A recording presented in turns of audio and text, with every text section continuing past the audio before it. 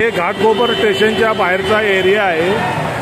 पहिल्याच पावसामध्ये अशा पद्धतीनं पाणी साचलेलं आहे पहिल्याच पावसात आणि त्यामुळे लोकांची त्रेधा त्रिपट झालेली आहे।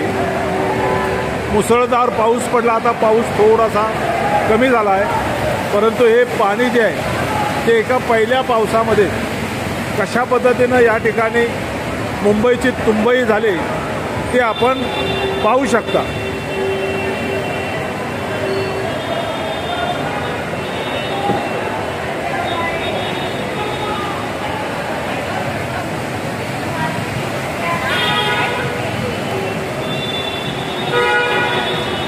जर एका